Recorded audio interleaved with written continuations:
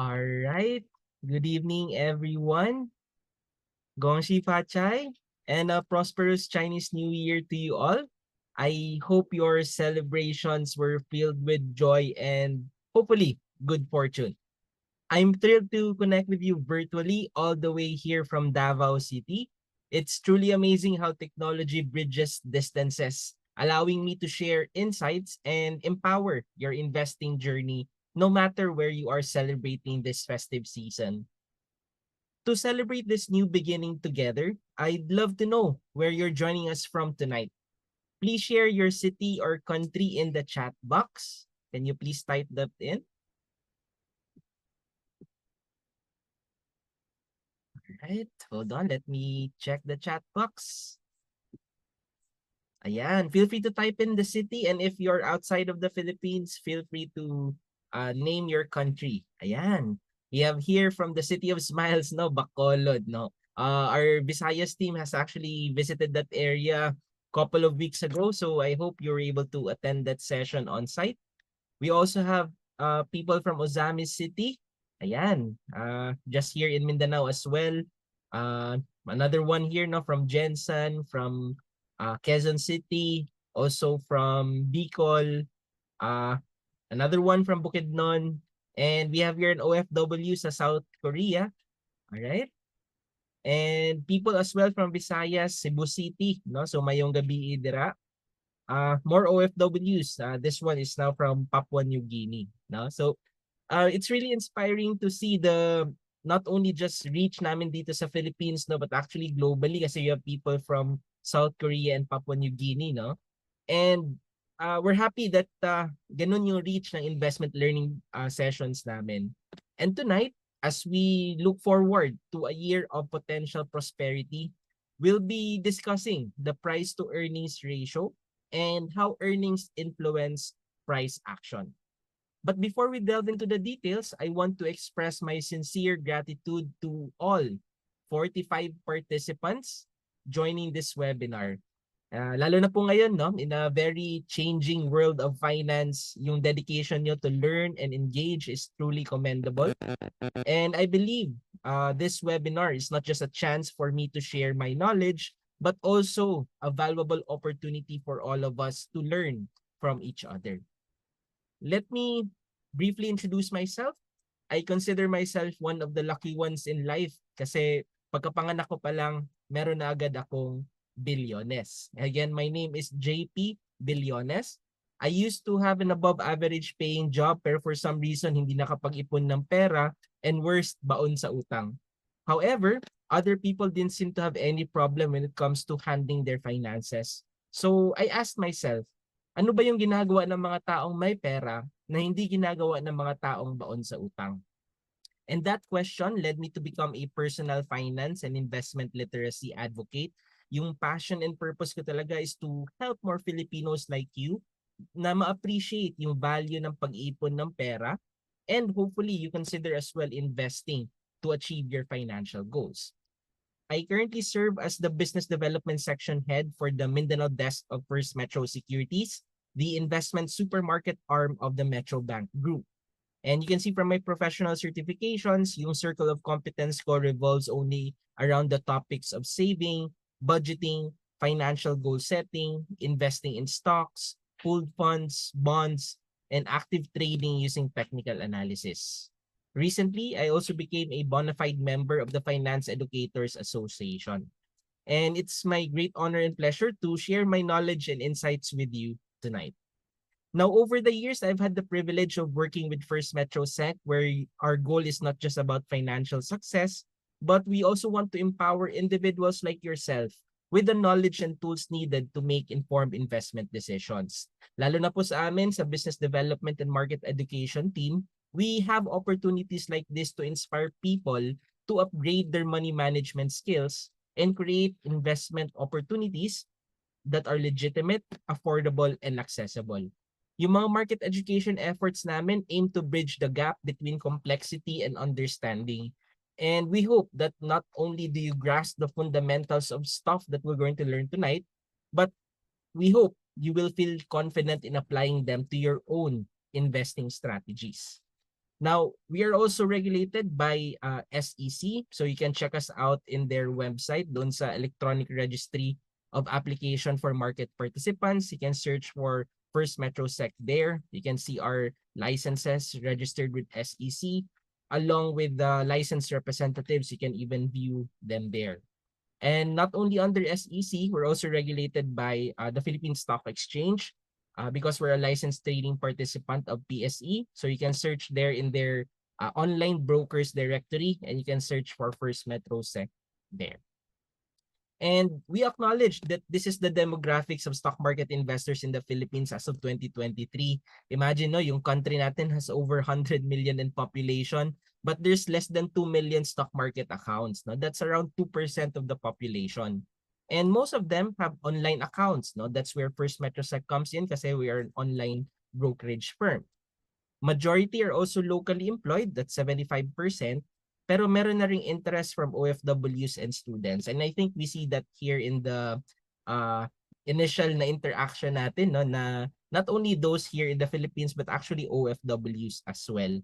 And if may mga student po in attendance tonight, please feel free to type in your schools that you're studying in. All right? And majority are still from Metro Manila. You see there 68.2%. So you see that as well dito sa initial questions natin, no? But I think marami, mostly mga Visayas and Mindanao na mga attendees natin tonight. But statistically, no, lalo na dito sa Mindanao where I'm located, we only represent 5.5%. How about you guys, no? Kanina 45, ngayon 52 na tayo, no?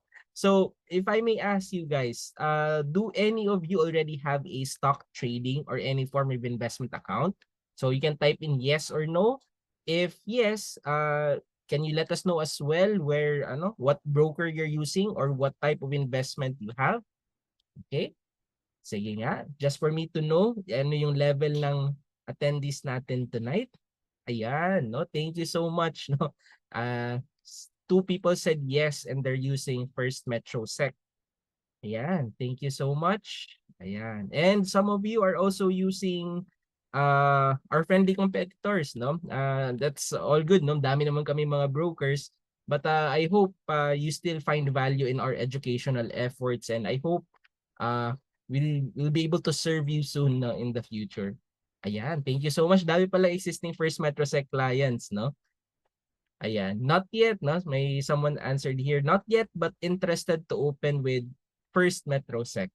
Ayan, so yan, let us know. We can help you with that. Yun naman talaga sa amin mo. We want to educate you first, no? Para well-informed investor kayo, not just getting into something that you do not understand. We will not be this heavy when it comes to education if that's not our prime purpose. Okay? Then, yan sabi nito is First Metrosec after this webinar. Okay lang naman sir. hope you find research niyo po muna no yung platform namin, look for feedback, and if should you decide to open an account with us, we'd be happy to assist you sir, no? Ayan. So again, I think it's a broad range of audience tonight now. Probably some of you here are seasoned investors already. Some of you are still considering to open a stock brokerage account. Whether what part of you, no, nandyan kayo sa broad stream na yan, you'll learn a lot from our discussion tonight. So, I guess that's enough introduction already. And let's have a recap muna, no, because itong pag-usapan natin tonight, it's a little bit a beginner to intermediate level. So I know you probably attended our Stock Market 101 session a couple of weeks back. And you know that there's two ways for you to earn in the stock market. No? So first is through price appreciation. Siyempre, investors want to buy stocks of companies because of its growth potential. Kaya dyan na yung usual natin naririnig, 'di ba, na buy low and sell high. That's the way for us to earn the stock market. And yun lang, itong capital appreciation, that's driven by interplay between supply and demand market forces. So it's not always straight way up, no? So sometimes it encounters volatility. So the reason behind that is because when existing shareholders are not inclined to sell their stocks and there's great demand from buyers, prices tend to increase because of the limited supply. And there's a great demand for that stock.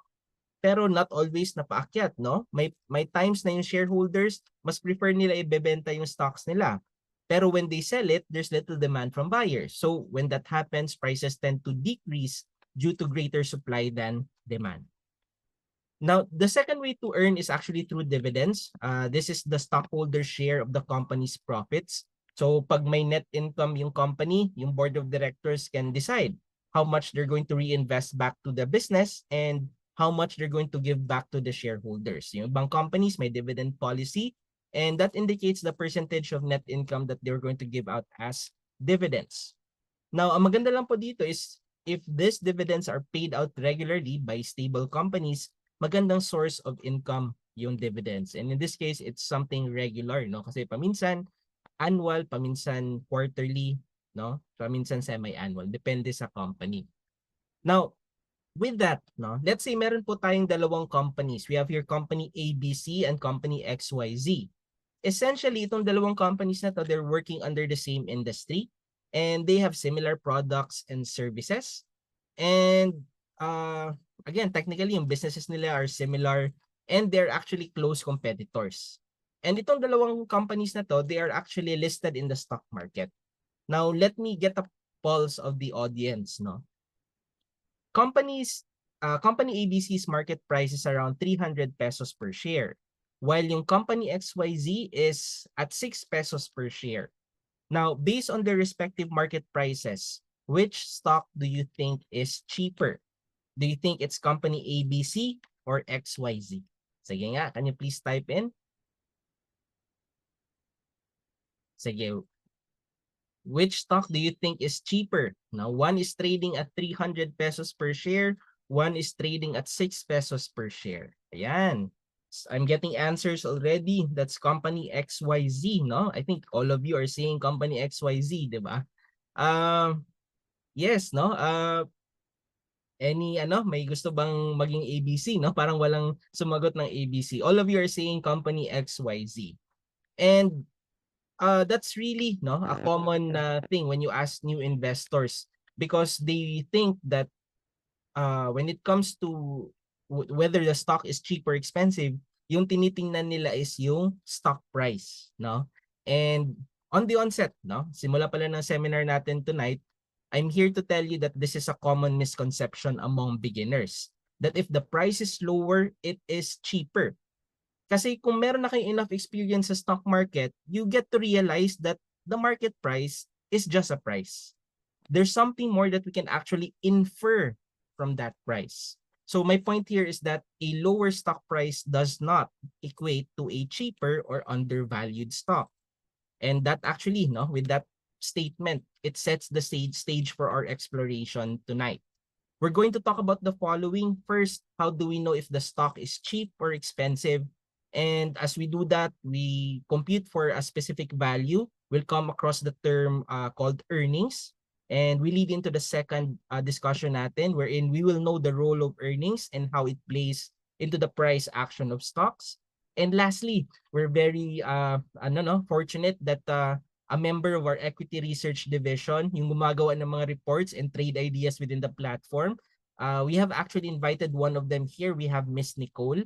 And later, I'll be calling in her towards the tail end of the presentation para ma-share niya sa inyo yung mga insights na present nila doon sa reports nila.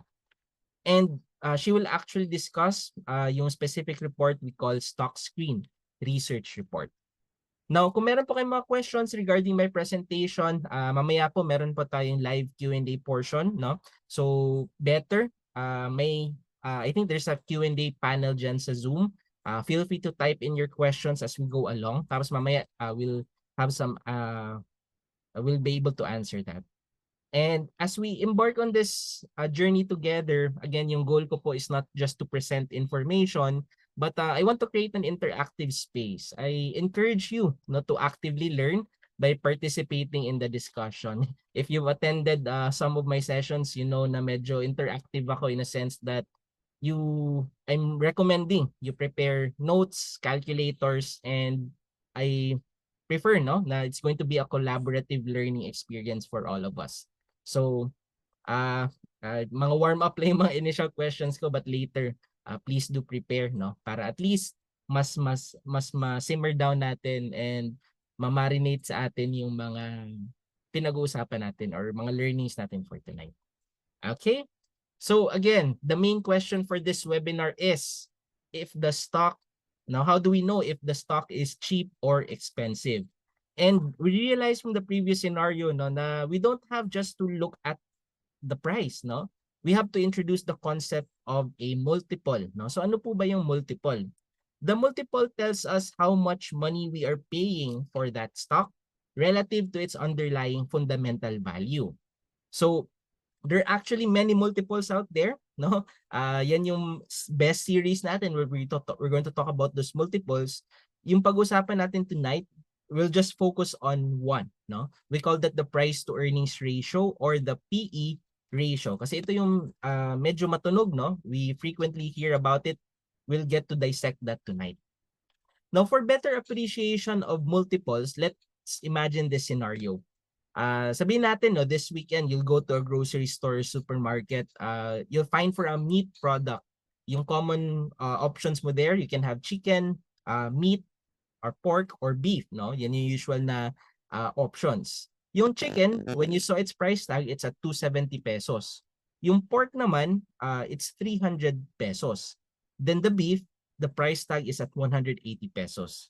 So if I may ask you, based on that face value, which meat do you think is cheaper? No? So yeah, go ahead. Can you please type in? Which meat do you think is cheaper? Is it the chicken, pork, or beef? Sige nga. Ayan. Ba't walang sumasagot? Ayan, beef, beef. Okay, I'm getting most of you are saying beef, di ba? Yeah, syempre, no? You see there, the price tag is just 180. No? Eh, ito, may funny comment pa, no? Beef if all of them are fresh. No? May, ano ba yun, may relationship yung price with the freshness. No? Sana hindi naman ganun, no?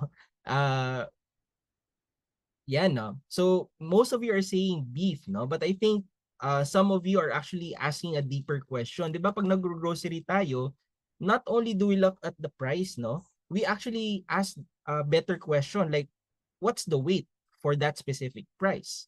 Now, let's say when you ask that question, you find out that ito yung mga weights nila per product. No? So you see that the chicken is 2 kilos, pork is 1 kilo, then the beef is half a kilo. Now, if I were to ask you again, no? How much is yung weight per kilo nila right now? Sige, unahin natin yung chicken. Sige nga, magkano yung chicken considering that price and weight niya? Okay? So 270 pesos divided by 2 kilos, so that's actually 135 per kilo, 'di ba? So next yung pork, 300 pesos divided by 1 kilo, so that's 300 pesos per kilo. For your beef, it's 180 pesos for a half kilo, so that's 360 pesos per kilo. Now, so again, if I were to ask you as the second time around, which meat is cheaper? Okay, sige nga, from that context, which meat is cheaper? Yeah. I'm getting answers already. Sabi nila chicken. No, syempre no, yung chicken nasa 135 per kilo. Yan. Yan. So, I think you're getting the context already, no? 'Di ba earlier, we were just looking at the price. But now we have to know as well ano yung weight niya to identify which meat is actually cheaper per kilogram. Okay, in this case, the chicken is the cheapest because it's only at 135 per kilo. It's like asking the question, what meat am I getting the most out of my money? No? So, we get more meat doon sa chicken kasi mas maraming nabibili for a lesser amount of money. And in this case, yung most expensive here pala is the beef because 360 pesos siya per kilo. So from this simple exercise, I hope you appreciated the concept of multiples. Na hindi lang yung tinitingnan natin yung price ng stock, but we also look at the value we're getting from that stock. And the first multiple that we're going to discuss in this series is your EPS or earnings per share. So this measures the company's profitability on a per share basis. So how is it calculated? You just divide the company's net income by the number of outstanding share. Kasi yung hinahanap mo dito is magkano yung kinakita niya on a per share basis. So company's net income divided by the number of outstanding shares. So this tells us how much how much the company earns for every share of stock that they have outstanding. So in general po, a higher EPS indicates better profitability. No, itong EPS usually it's a measure of profitability. Companies that have higher EPS tend to be more profitable than those with lower EPS. However, no, caveat lang, this is not an absolute measure of profitability. EPS should be used alongside other financial metrics and other performance indicators to get a comprehensive view of its profitability. But this is one of the many that pwede natin ilagay sa arsenal of analysis natin. Now, when you go to your First Metrosec website, you can actually go to the research tab, then go to the company you're interested in. For example, you enter their SM or SM Investment Corporation. You'll see a lot of multiples in the company there. But you can see there's bottom left, you have price to earnings ratio. You also see there sa baba niya rin yung dividend yield. You also have price to book ratio, price to sales ratio, and all of these are actually multiples. Yung focus again natin tonight is just your EPS and price to earnings ratio. Yung dividends and price to book ratio, that's what we're going to talk about in Best Part 2.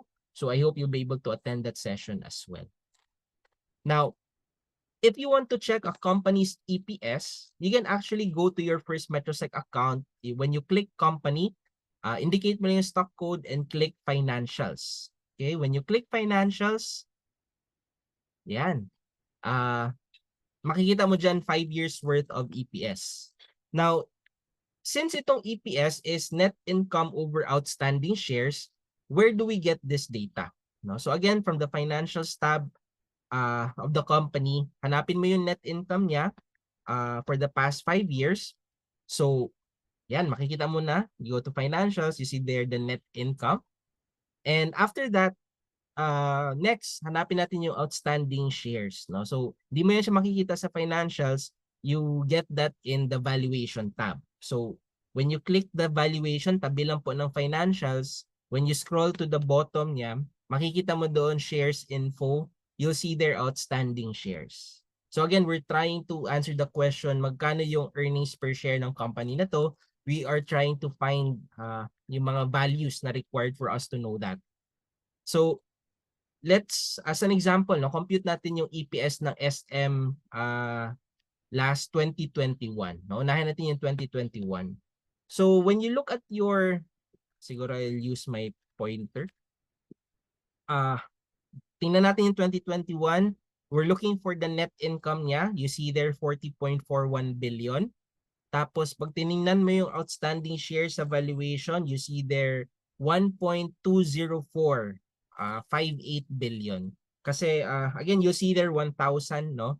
1,000 siya. But again, this is expressed in millions. So in that case, if gagawin natin billion para magkaparehas yung unit niya, that's going to be 1.20458 billion. So you just divide both numbers, 40.41 divided by 1.20458, you'll get there an EPS of 33.55 per share. Ayan. So with that, meron ka ng EPS. No? So that tells you that you're earning 33.55 pesos per outstanding share. No? Parang ganun. So, sige nga, pop quiz tayo. No? Let's do 2022. Now again, this is how I usually do this. Not just me teaching you, but actually you doing it on your own as well. Kasi limited yung oras natin dito sa seminar. The best test talaga is if you get to do it on your own. Sige nga, can you please check for the EPS ng SM 2022? And for me to know that you're done calculating it, type in your answer. Yeah, so 2022, tingnan nyo yung net income, divide nyo by outstanding shares. Okay? So dumadami tayo na, nasa 57 na tayo tonight. Sige. Sabi ko sa'yo, di ba, prepare kayo ng calculators. Ayan. Sige, I'm getting answers already, quick answers. Ayan, I'm getting here. One is saying 50.449. Ayan. Sige, how about the others? Okay.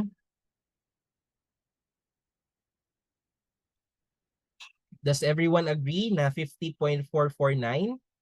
Again, divide nyo lang po net income divided by your outstanding shares. So that's 61.65 billion divided by 1.22202 billion.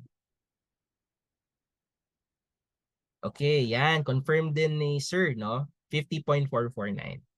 Okay, sige. Okay. For me kasi, no, pag you get to do it by yourself, mas marami kayong may ano kayo, may realization kayo as you do it. Kasi alam niyo yung factors getting the EPS, no? Yan. Ayan, I think a lot of you are confirming that it's actually 50.45 and that is correct. I'm confirming that the correct answer is 50.45 or 449.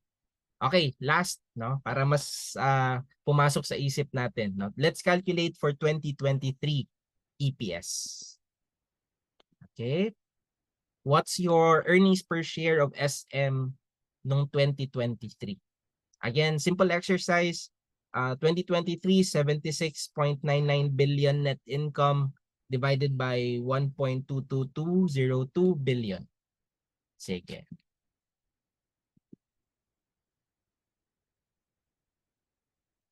The good thing about when you get to calculate it by yourself rather than just asking it out from someone you know is that when you do that as well with other companies, parang mas naka-compare and contrast ninyo. Okay, ayan. I think we're getting quick answers here. Yan. Most of you are saying 63 and I'm confirming that that is the correct answer. That's 63 for 2023. Now, when you do your research, no, lalo na pag natutunan natin yung how to calculate for EPS, sometimes you encounter companies na ganito yung nakikita nyo sa EPS nila. No? Hindi positive, paminsan nakaparenthesis siya. And we call that negative earnings per share. Na 'di ba sa accounting pag nakaganon, it's a negative value. So this occurs when a company's net income, no? So you see here positive ang EPS niya tapos biglang nag-negative for 2022 and 2023.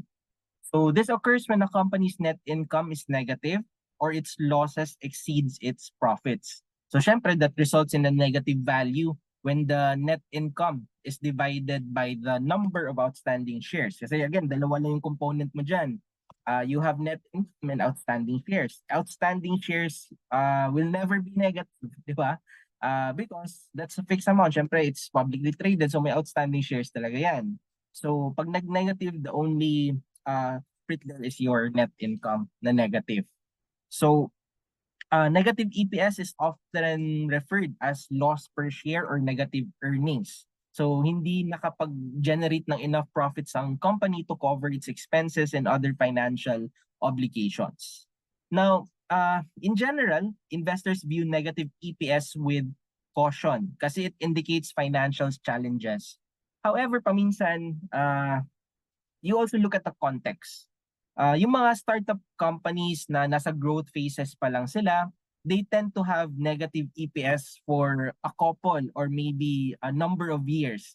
Because yung usual na ginagawa nila is that they tend to reinvest heavily in their operations kahit na ma-negative yung profitability nila because they're trying to do that to generate better future profitability. So may mga ganong sacrifices and mga tech companies sa US, we've heard a lot of stories na similar na gano'n na matagal sila negative profitability pero biglang because of good management as well, maganda yung performance nila moving forward. Now, for us to gain better insights, tingnan natin yung iba't ibang scenario, no? So, assuming natin dito to all attendees here, no? Thank you for the 51 who stayed, no? I we're afraid that we might have lost you during yung nakat tayo, no? But let's get back to this portion, no? Let's say yung outstanding shares is constant. So ibig sabihin, if the net income increases, EPS increases as well. So ang implication yan is that more profits results to higher EPS. Now inversely, if the net income declines, EPS declines as well. So ibig sabihin, less profits leads to lower EPS. Now, assuming the net income naman is constant, no? The outstanding shares increases, yung EPS mo declines kasi because it denominator siya, 'di ba? So, this means yung company probably nag-issue siya ng mas maraming shares, whether it's through stock rights or follow-on offerings.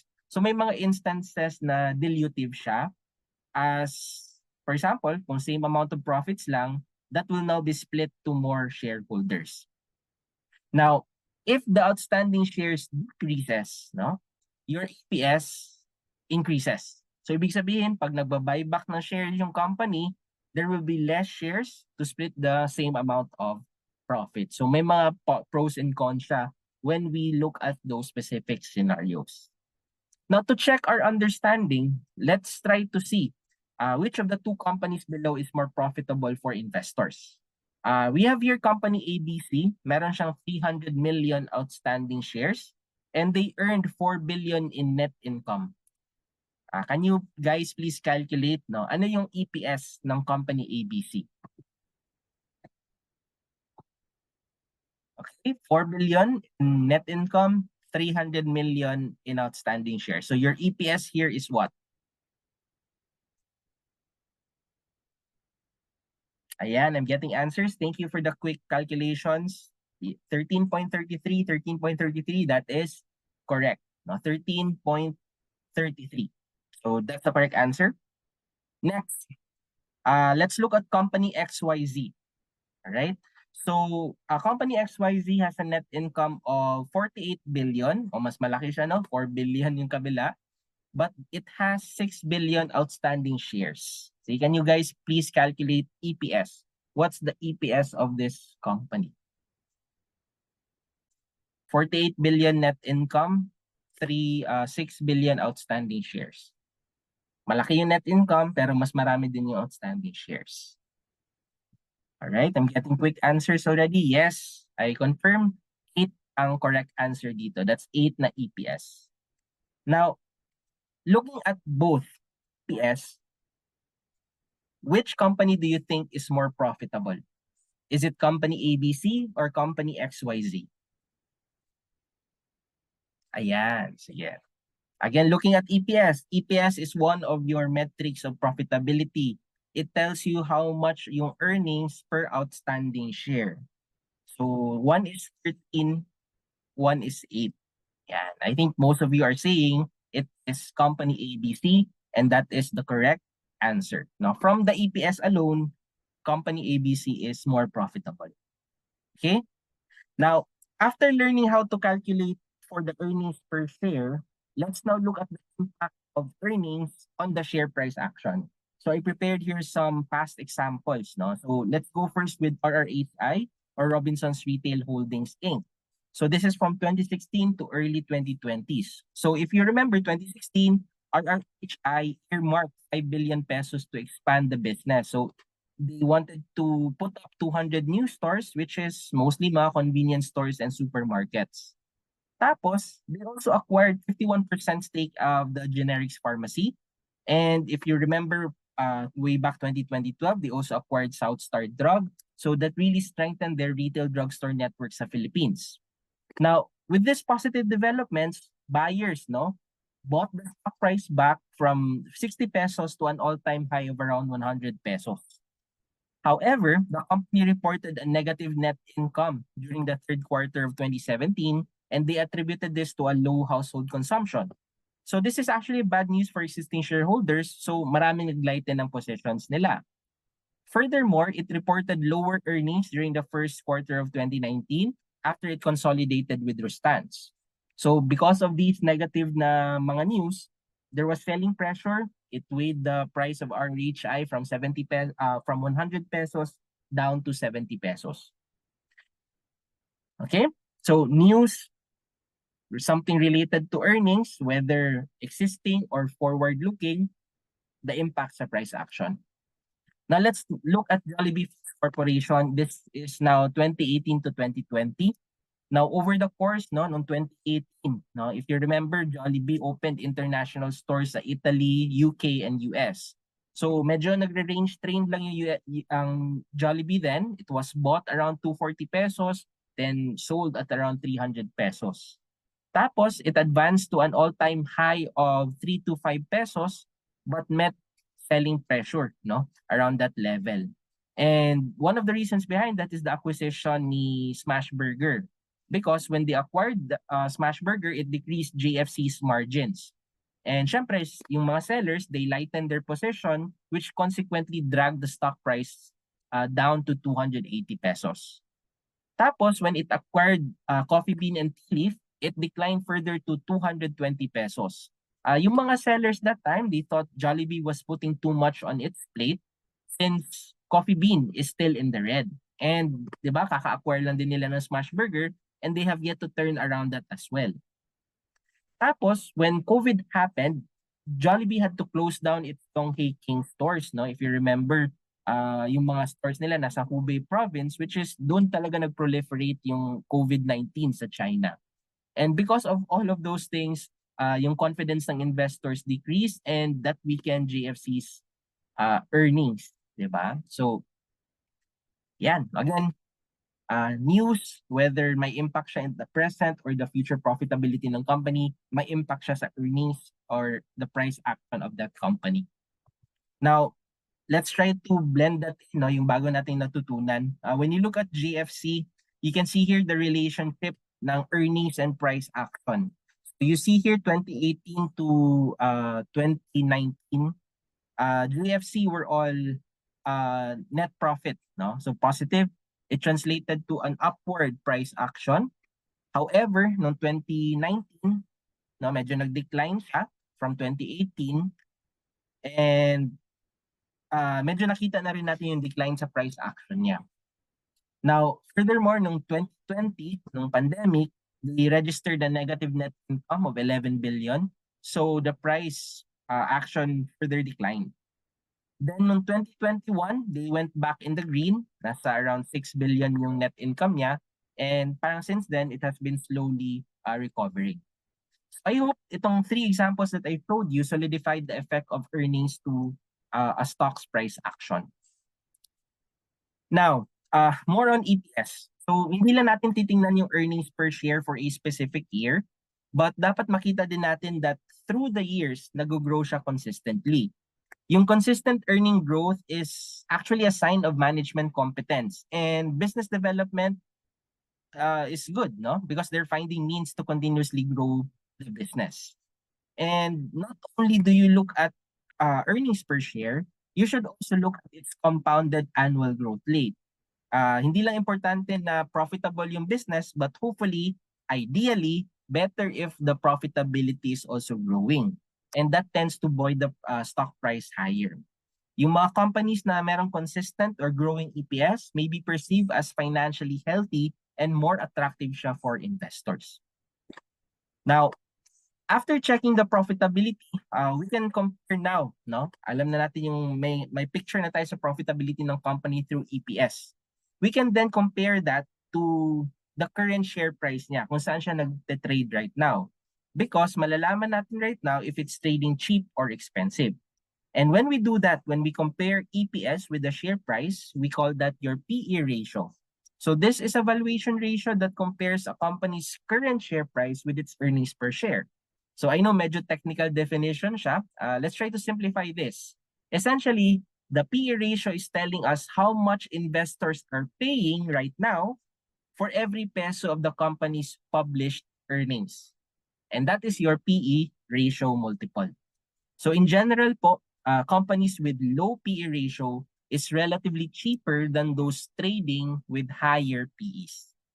Okay, let's try to flesh out your PE ratio. No? But syempre, bago natin ma-compute yung PE ratio, we should also know what the stock price of that certain counter is. So when you turn on your favorite news channel, di ba, nakikita mo yun, no? May tinatawag tayong ticker, no? Ticker tape. And that's where you actually know the current trading price of that specific counter you're looking into.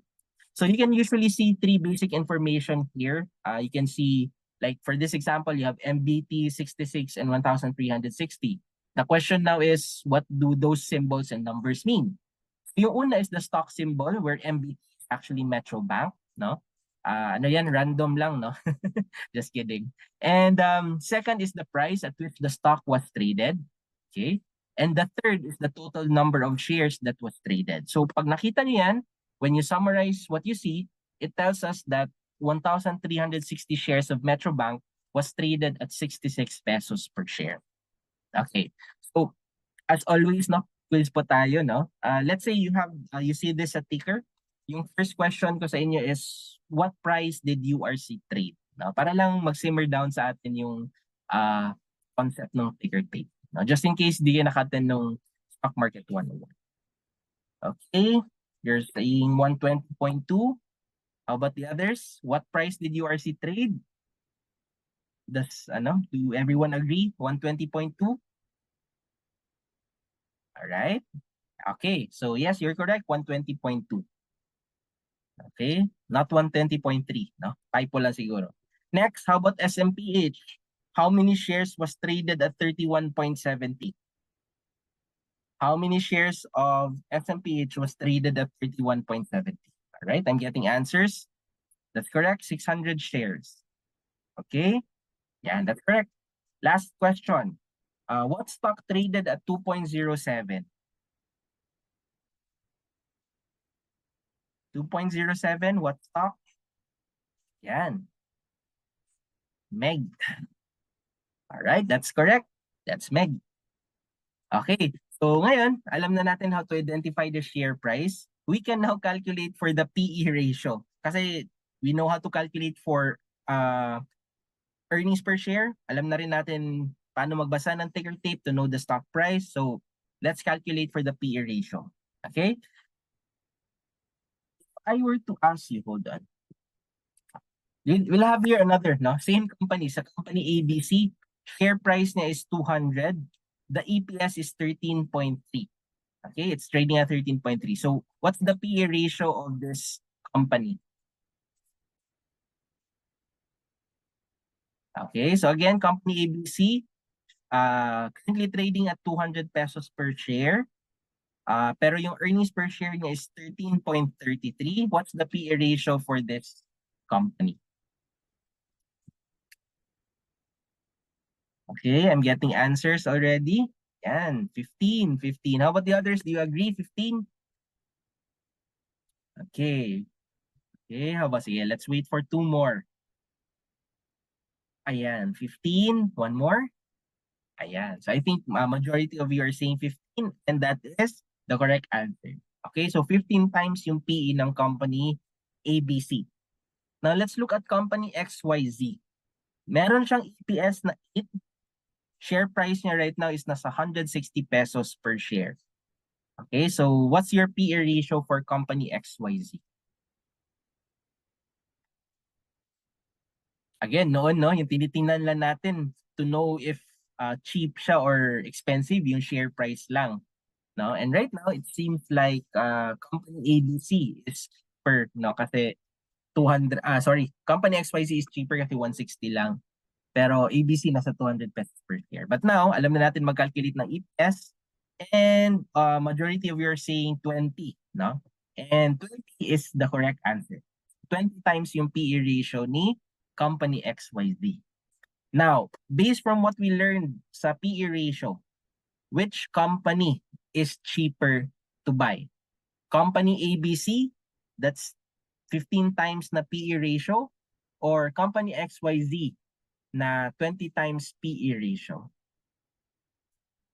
Okay, again, PE ratio tells you how much you are investing for every peso that the company generates or yung profitability niya. Okay? So in this case, no? That yung general is the lower the PE, the cheaper it is. So,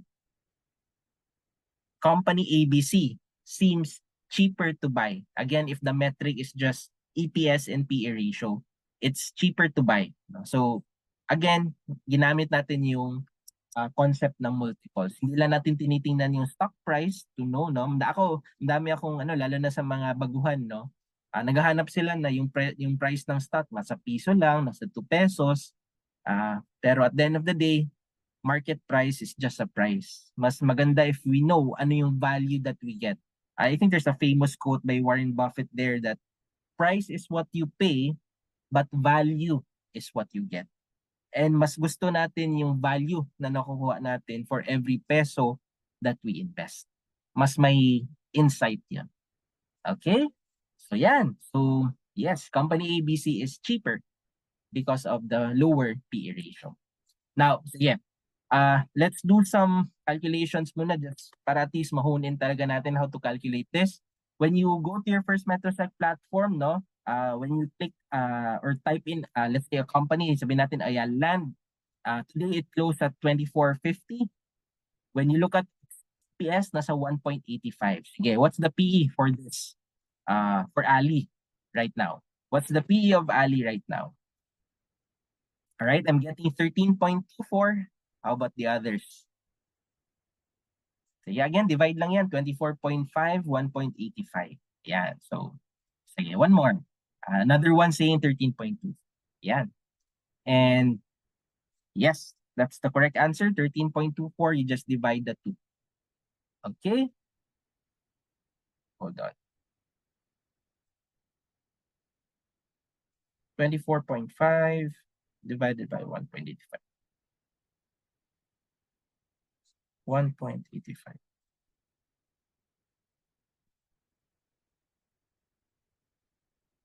Yeah, 13.24. Okay, let's do another company. Let's do Pure Gold. Okay, Pure Gold closed at 27.5. EPS is 3.09. You see that there? 3.09. Okay, so what's your PE ratio for this stock for P Gold? Sabayan ko kayo. 37.5 divided by 3.09. So yeah, ayan. Yes, you're correct. 8.9, 8.89, that's correct answer. Okay, last. Let's do one more para mas pumasok natin yung natutunan natin tonight. RLC, close today at 13.3. Your EPS, you can see that the first MetroSec platform, you have 2.74. Sige, what's your PE ratio there? Ayan.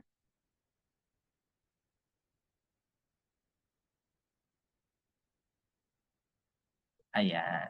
Okay, 4.85. And based from what you've learned tonight, you can infer, no? Ano yung thought ninyo on yung relative cheapness ng stock compared to others. Okay? So that's how you calculate for your PE ratio, how you identify whether it's cheap or expensive. Now, some final notes lang for you.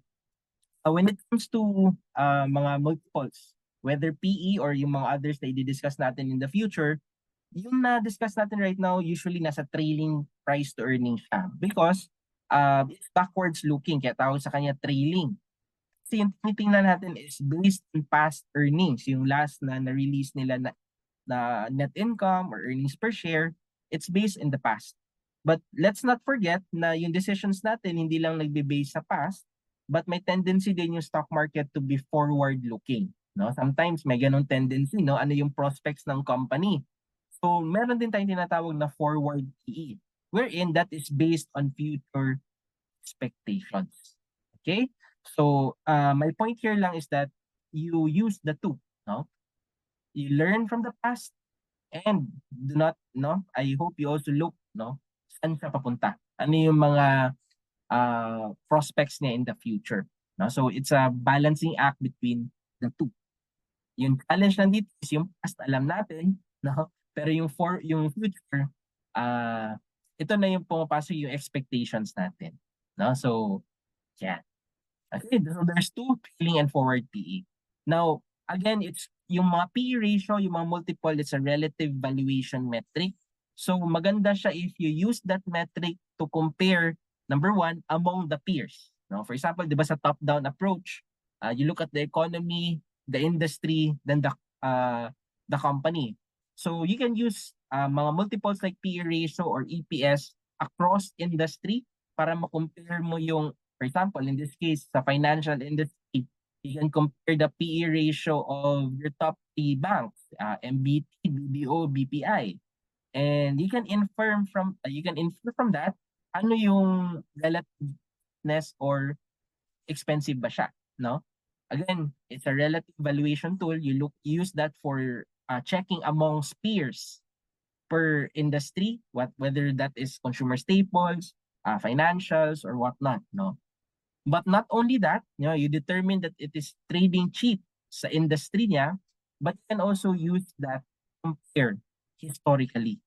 Kasi may mga stocks talaga guys that they never trade below certain PE, no? Always they are bought at a premium, no? May mga ganon, lalo na yung mga index stocks, usually matataas yung mga PE levels na normal for them to have above average na mga PE ratios, 'di ba?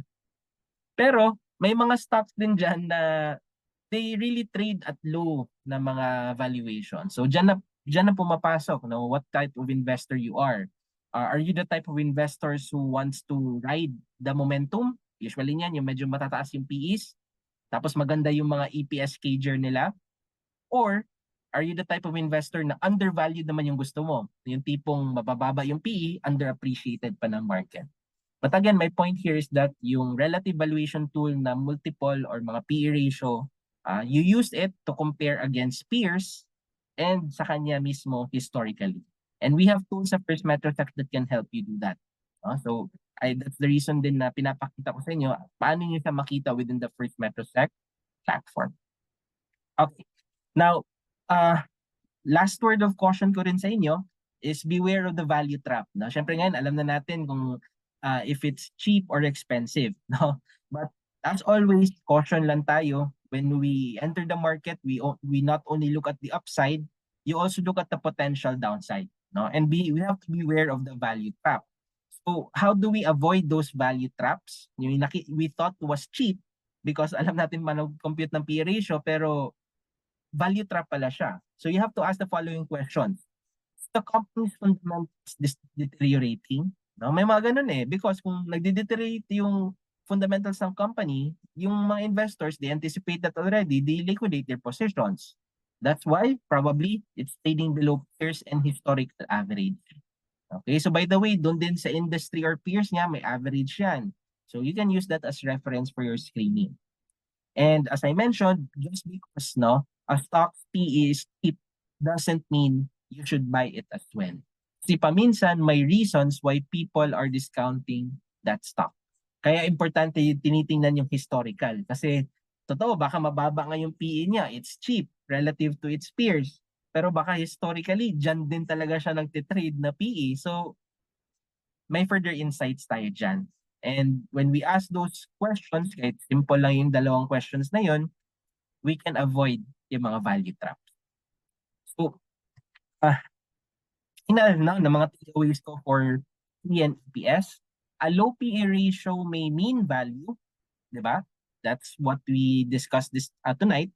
But it may also indicate a lack of attention and love. Hindi pa siya pinapansin, no? Baka late bloomer. Late bloomer siya. Pero when you see also a stock with a high PE ratio, yes, by definition, it's expensive. Pero you might also need to ask the next question. Baka people are pricing in a potential sa kanya sa future and people are expecting better profitability sa kanya, not today, but in the future. Okay, so it's really a balancing act between the two and how you analyze the stocks that you'd like to buy. Okay? And it also depends on you as an investor, ano yung personality mo. Do you go for undervalued stocks or stocks na may momentum? Okay? So, yan. And as I mentioned kanina, di ba? PE ratio, EPS is just one of your many metrics. We'll be discussing more in the upcoming sessions.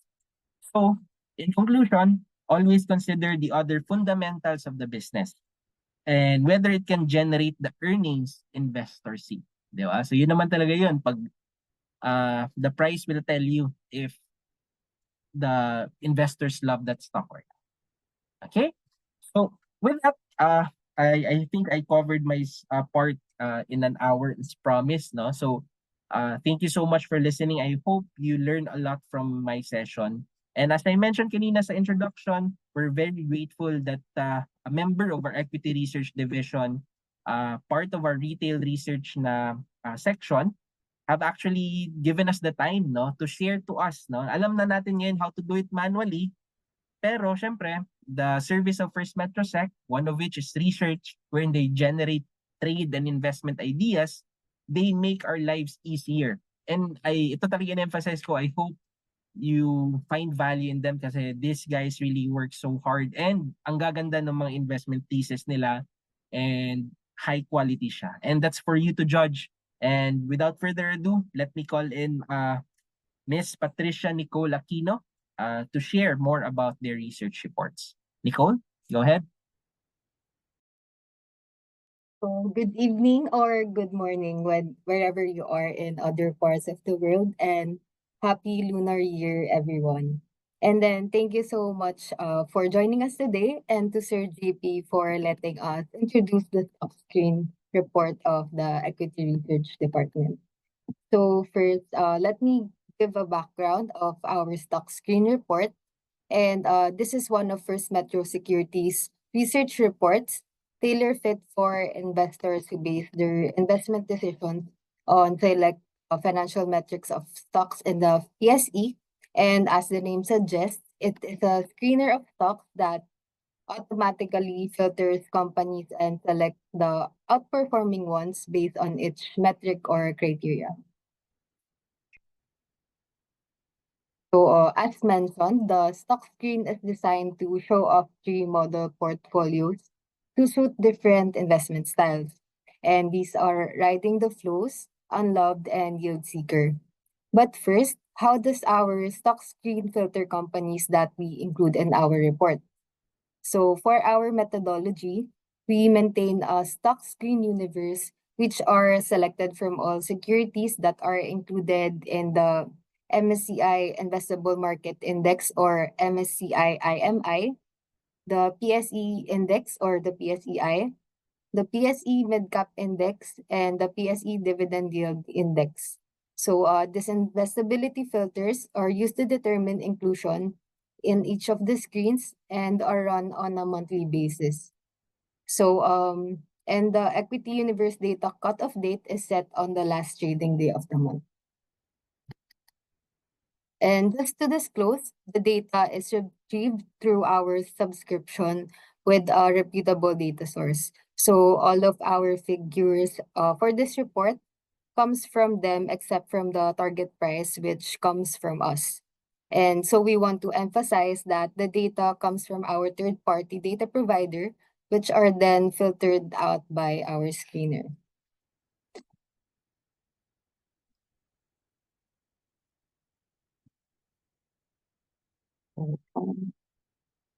So for the part of this series, I'll be focusing my discussion on the first and second model portfolio, which are riding the flows and unloved. So for riding the flows, these screens highly traded growth stocks, while the unloved screener screen stocks that are growing but are undervalued by the market. And then first, on riding the flows, we have an inclusion criteria, and these are the following. So in terms of volume or liquidity, we only choose stocks that have at least 50 million pesos average daily value turnover or ADVA in the past 3 months. And then as for foreign momentum, the stock should have foreign interest, meaning the stocks are net foreign bought during those 3 months. And this can be measured through foreign buying or inflow. And then lastly, as for earnings growth and forecast, this is measured through earnings per share or EPS growth, which was discussed by Sir JP earlier. And essentially, the stocks that would enter the riding the flows are highly traded growth stocks with high EPS, growth, liquidity, and foreign momentum. And then just to discuss our methodology and screening the stocks. So in terms of steps, we have three steps. So first, we screen our stock universe for counters with more than 50 million in average daily value turnover in the past 3 months, as I have mentioned earlier. And then after filtering those counters, we then rank them from largest to smallest based on foreign buying in the past 3 months. So for those 3 months that we have mentioned, we only choose stocks that been net foreign bought during that period. And then lastly, we filtered the stocks from step two and ranked them based on strongest consensus earnings growth forecast for the next 2 years. And this forecast is based or comes from our reputable data source. So just to share a glimpse of our stock screen report, the stocks that entered this particular screener for December are DG Plus, Globe, GT Cap, and ERIT. And normally we have 5 stocks for our screener, but only for qualified for the last month, which is December. So to access our stock screen report, you can check out the research tab in our platform, and we can also show you later how to navigate the platform to get to this report. And continuing to the report, to give more color on each of the stocks, let me discuss what the catalysts are or what made the stocks rally in the past month. So for the stocks that entered the screener, let me show you its performance during the period. But remember that our stock screen is based on cumulative data for the past 3 months. So this is how the stocks perform for the given period. So first on DJ Plus, we saw that investors piled into the stock as excitement built over the expansion news into Brazil. And by November 2024, the company had reached the final stages of securing its Brazilian federal gaming license, marking its entry into the market almost certain. And this anticipation drove strong buying sentiment with investors betting on new revenue streams. And by January 2025, DG Plus officially secured the license and it further validated investor confidence. And then next, as for Globe, the stock's good performance came on the back of solid earnings report. And in November, the company announced a 20% jump in core net income after tax to 17.8 billion pesos, thanks to its ongoing tower sales. And this gave investors a reason to be optimistic. Furthermore, talks about GCash overseas listing came afloat, boosting investors' appetite. So these developments fueled positive sentiment around the stock. On the other hand, December saw strong movement from GT Capital, largely due to Toyota Motors. And while overall net income for the conglomerate was down, Toyota, its biggest revenue contributor, posted a 10% increase in sales. And adding to the excitement, Toyota announced the next generation Tamaraw for the Philippine market, raising expectations for future growth. And with its key revenue driver showing strength, GT Cap saw a boost in investor confidence. And then for the last stock that entered our screener, which is AREIT. So AREIT's performance in December was driven by two key factors. First, the company declared in November 17 consecutive non-shrinking dividend, increasing by 3.6% from the previous quarter. Second, speculations about its potential inclusion in the index generated strong investor interest, which led to the solid price action for AREIT. So that wraps up the key drivers behind these stock movements for riding the flows. And then moving on to our next screener, which is the Unloved screener. We also base it on price to earnings or PE ratio, like for riding the flows. So for the screener, we also look at PE and EPS. And in particular, we take a look at companies with high EPS growth, meaning these are fast growing stocks with low PE, but the market is undervaluing them. So stocks that would enter are those with high EPS growth, but with cheap valuations in terms of PE, price to book, and EV/EBITDA. So just to explain also our methodology for the unlock, just like in riding the flows, we follow the steps in generating which stocks are being undervalued by the market. So for step one, we begin by screening our stock universe for counters with the highest average daily value traded over the past 3 months, just like for our first step in riding the flow screener, capturing those stocks with volume. And then from that initial list, the top 40 stocks are ranked on an equal weight basis, considering the strongest consensus growth outlook, measured by a forward return on equity or ROE, and a positive earnings per share compound annual growth rate or CAGR. And then next, we filtered the top 25 names from step two, and we ranked them based on the lowest net foreign buying or the highest net foreign selling activity over the past 3 months. So just kabaliktaran ng riding the flows, for Unlove, we choose those stocks that are sold off by the market for the past 3 months. And then finally, the top 20 counters from step three are screened in terms of the cheapest valuations using forward price to earnings, price to book, and EV/EBITDA. Again, applying an equal weight methodology. So for December, the stocks that entered our unloved screener are Robinson's Land, Security Bank, Manila Water, PLDT, and Bloomberry Resort. So on a per stock basis, the following events are what brought descent to the following counters. And let's break down the factors behind these stock declines. So first on RLC, there were no major news or events tied to the stock's decline. However, we saw weak sentiment in the residential real estate sector, which likely played a role on the stock's decline. And with 28% of its revenue coming from the residential segment, concerns over the oversupply in the condos may have led to investors moving away from developers like RLC. Another stock that was screened in this particular screener is Security Bank. And the decline of the stock can be linked to slower than expected loan growth in 2025.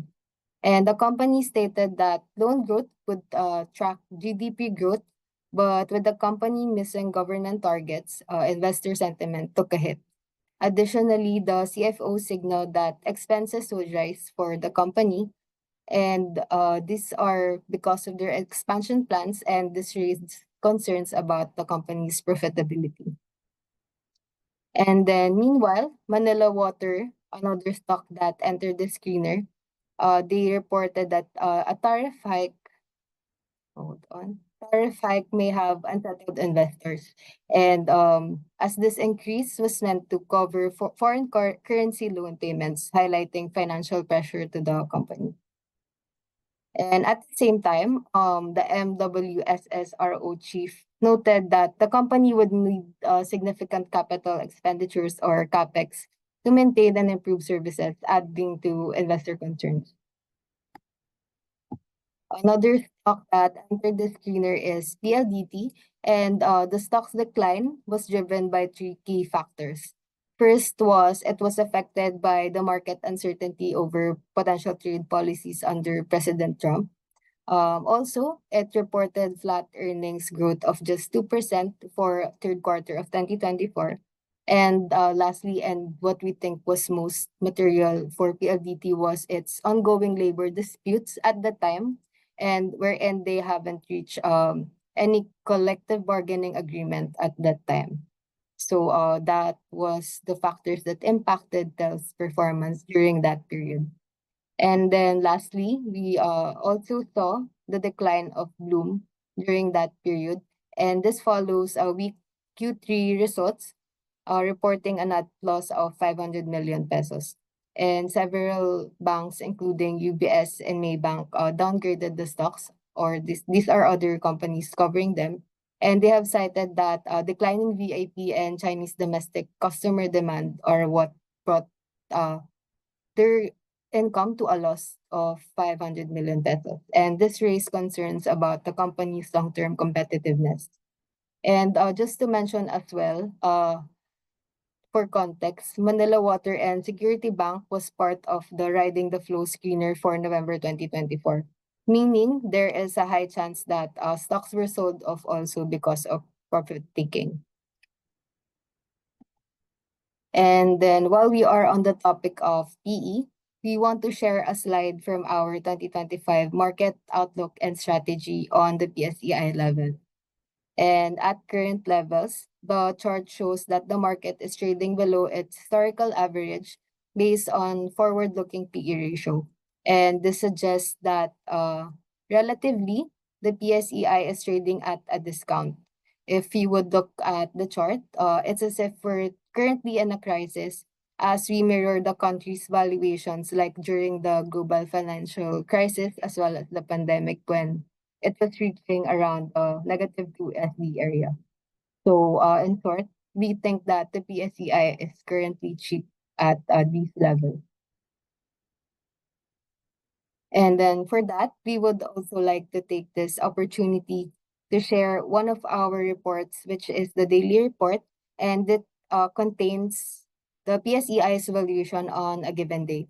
And this report, as it's called, is released daily and can serve as a guidance on where the market is on a given day. So that's pretty much everything for my part, and let me turn over the floor back to Sir JP. Thanks again for being with us tonight. All right, thank you for sharing those research reports, Nicole. No? And I hope to all our participants tonight, especially those who are existing First Metrosec clients, I hope you take advantage of those reports because like your stock screen, that's a really good screener and it will help you identify what type of investor you are. So whether you'd like to go for those with flows, with momentum, or whether you'd like to go with those who are unloved, and maybe you're the type of investor who goes for good dividend yields. We also have a yield seeker report, but we'll discuss that during the next session. And also the daily report that's released on a daily basis. So please, I hope you get to make the most of that kasi yung quality sobrang ganda. And the best part there is that you don't have to pay a fee to access those as long as you're an existing First Metrosec client. You get those trade and investment ideas for free. Okay? So no need for subscription or anything. Our hope lang is that when you find that investment idea from our research team, we hope you trade that idea in our platform. Okay? Now, let's give Nicole some time to take a breather before we take in some questions. And I'm just going to summarize what we've learned tonight. Number one, we learned how to compute for the PE ratio, and that helped us determine whether the stock is expensive or cheap. And we also learned that earning releases, whether it has impact at the present and future expectation, it has a positive correlation or direct relationship with its price action. So that's the reason why analysts like Nicole, they really watch out for news or earnings season because that sets the tone, no? What happened for that specific quarter and what to expect moving forward. And we also learned through Nicole how to make the most of our stock screen report, whether it's riding the flows or the unloved version. So I hope you'll gain better appreciation of that stock screen report.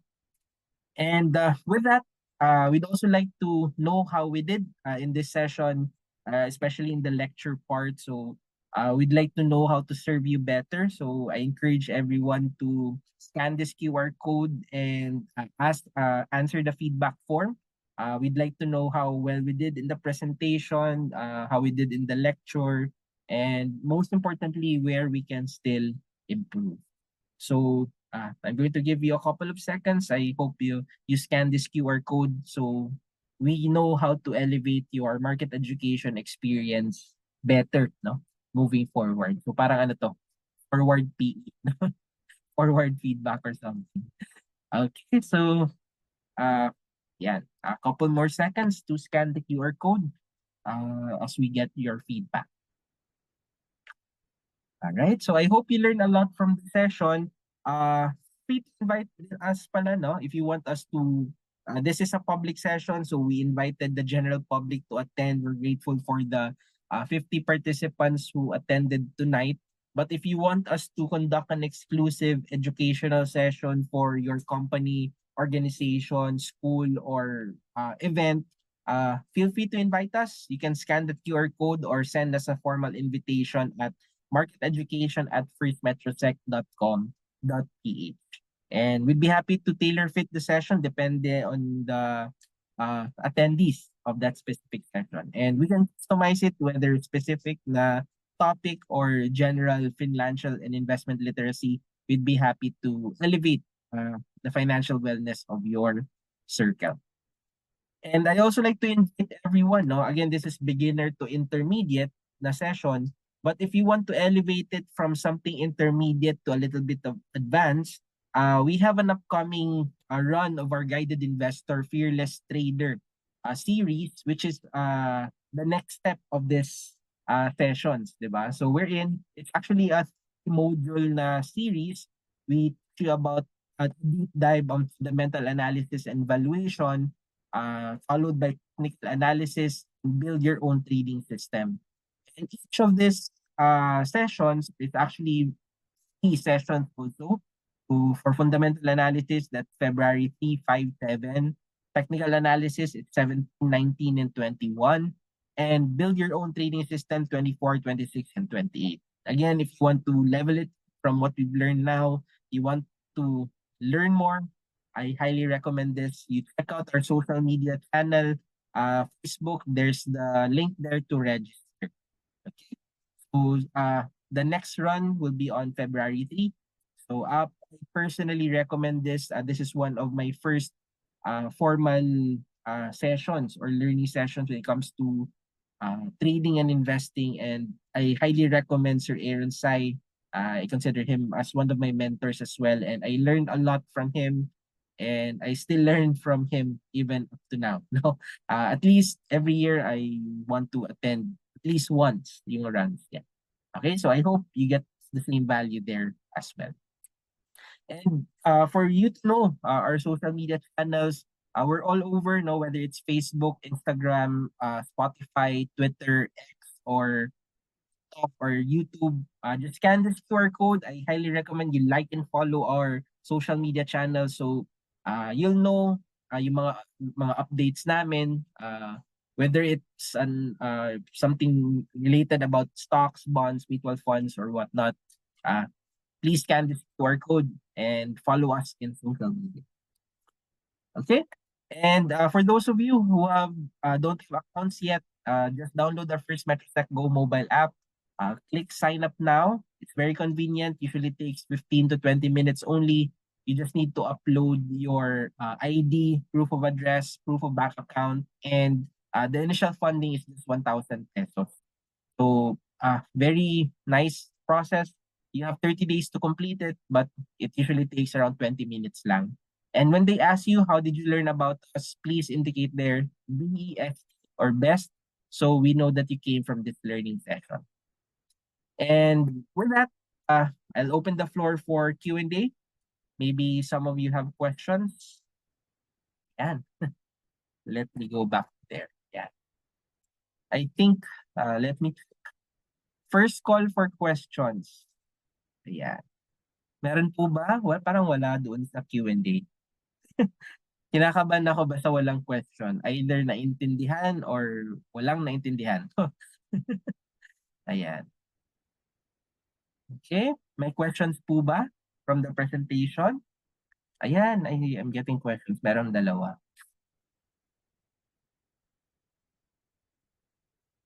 Ayan, we have here a question now from an attendee.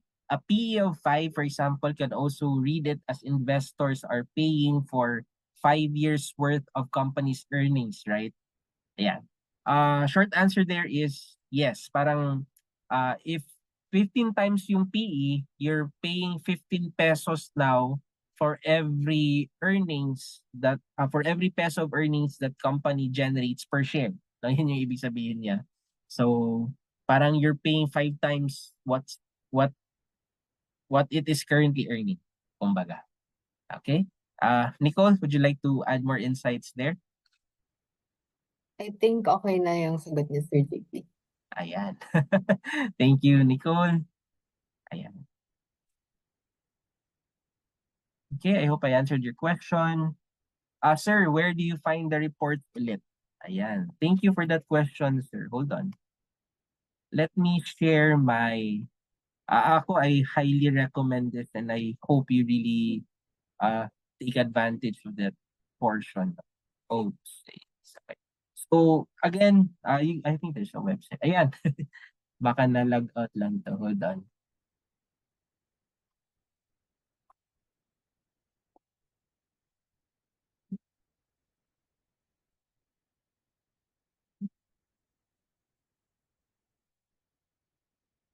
Hold on, let me log in. So again, when you log in, uh, this is where you find the research reports. I highly recommend you use this, guys.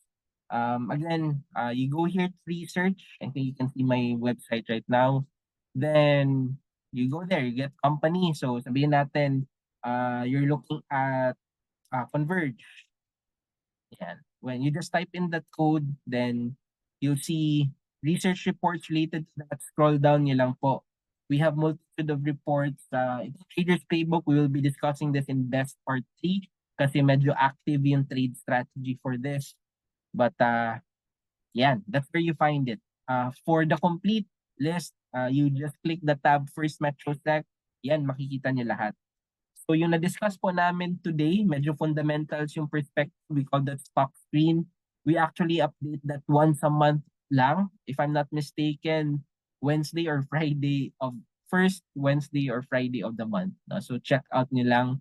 So that's the stock screen report. But we have other reports here. Kung gusto niyo ng longer term perspective, we have company reports.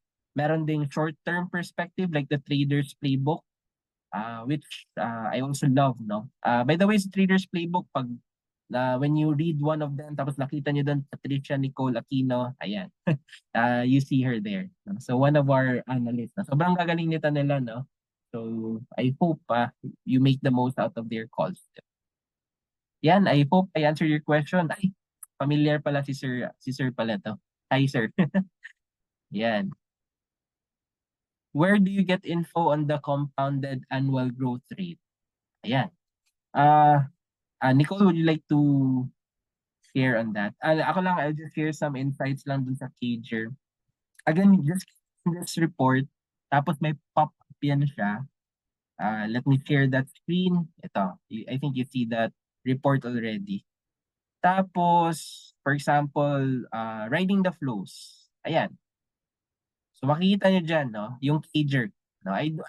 Parang wala akong, I don't see the cager right out sa First Metrosec platform, pero we filtered that for you already. Nicole will explain more about this, but yung data namin source is yung Refinitiv Workspace. Ayan, you can see there yung mga cager, whether EPS cager. Nicole, feel free to chime in. Ayun, as Sir has mentioned, the CAGR is not explicitly displayed in our website. However, if you would check out our reports, these are actually generated from a formula, and we have laid them out for you. So, if you check out our reports, dun po siya makukuha. So, Sir JP, can you show yung table po? Ayan. Yung table. Ayan. So this is where you can see yung CAGR, and we use them in and classifying which are among the top stocks according to a specific screener. So ayan po, you can get those CAGRs and the reports that we release, especially this stock screen report. Yeah, and yan yung value ng reports, no? You get to see this data na ito yung mga, if you dig deeper, you find mga opportunities there. Kasi di ba like yung discussion natin kanina, you not only look at EPS as a measure of profitability, pero mas gusto natin na yung profitability niya is expected to grow as well. So kaya yan, nakikita natin yung CAGR dyan. And that's one of the metrics that they use, no, sa filter for this stock screen report. Ayan. I hope we answered your question. Okay. Yan. Thank you so much for the question. Second call for questions. Meron pa po ba? No? I hope you learned a lot. We hope to see yung mga feedback ninyo. Okay. Last call for questions. Meron pa po ba? Wala na? Okay. Sige. So with that, thank you so much everyone for attending tonight's session. We hope you learned a lot. No, not only did you learn, but you were able to apply it. You calculated on your own, and I hope through that exercise, you gain better insights. No? Kasi iba yung binibigay lang sa atin kaysa alam natin kung paano siya kinuha. Because when you know how to uh, get it on your own, you'll be able to appreciate, no? Kasi you know what variables you get here and there. And we're very grateful that we have our research team that generates our stock screen research report and daily report. And yun, we reiterate our call for the market. Our PE levels right now has been in its crisis level na mga zones, no? And very cheap na siya, no? Yung market. We hope you'll be able to position for the early cycle rally that we are potentially anticipating. Okay, so with that, thank you everyone, and we hope you a prosperous 2025. And thank you so much. And with First Metrosec, it's hashtag your future first. Good night, everyone. Bye bye. Enjoy your dinners.